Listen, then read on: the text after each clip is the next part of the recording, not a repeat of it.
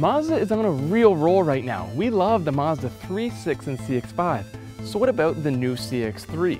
Will it continue the recent trend, or does Mazda's success end here?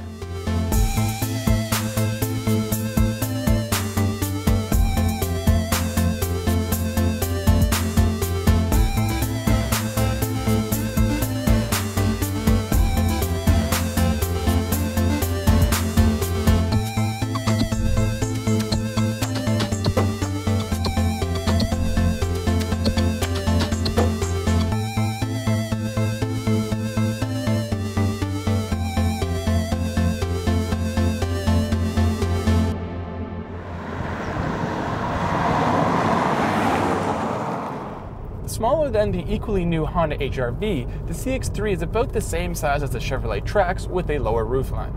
The CX-3 still has 6 inches of ground clearance, making it a proper crossover. What isn't very crossover-like though is the weight.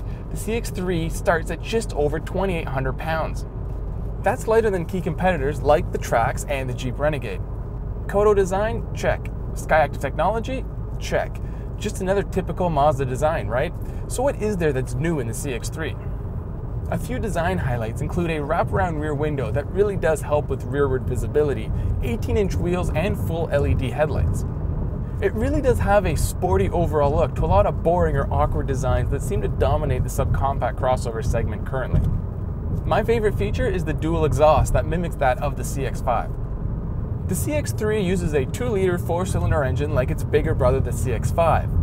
But unlike the CX-5, the CX-3 does not have an optional engine, and power is down, officially rated at 146 horsepower and 146 pound-feet of torque. The reason for the decreased power is the CX-3 doesn't have the space for the exhaust manifold usually equipped to the 2-liter engine, so a smaller one had to be used.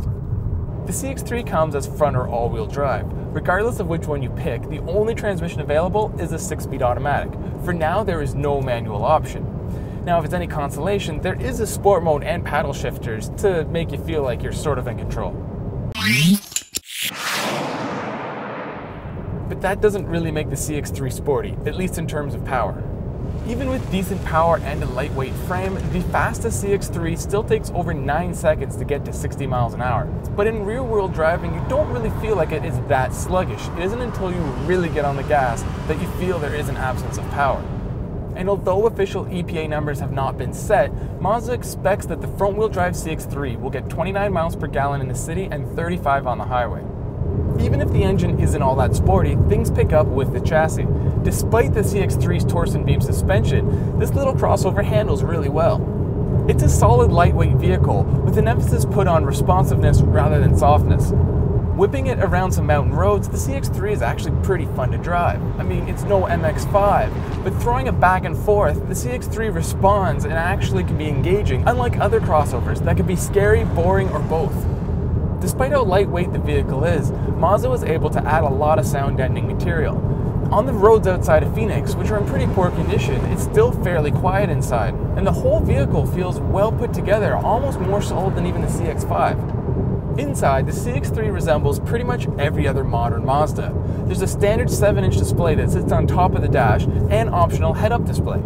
The CX-3 also comes with some fancy technology like rear cross traffic alert, blind spot monitoring, lane departure warning, and forward crash detection. Mazda has done a great job with the interior of the vehicle. All the materials may not be the best quality, but they look more expensive than they are, and the design is great.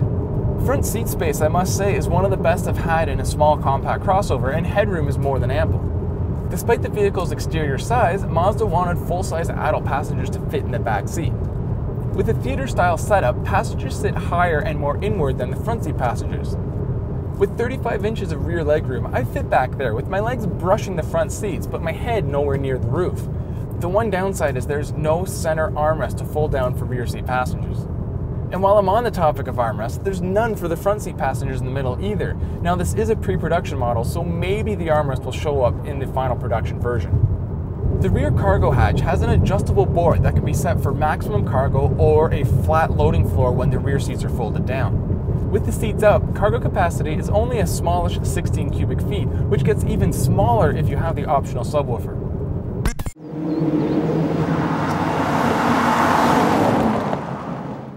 Starting in the low 20s, the CX-3 should arrive in dealerships later this summer. It really doesn't stray that far from the philosophy used by recent Mazdas, and why should it? After pumping out hit after hit, the CX-3 is yet another competitive vehicle from Mazda.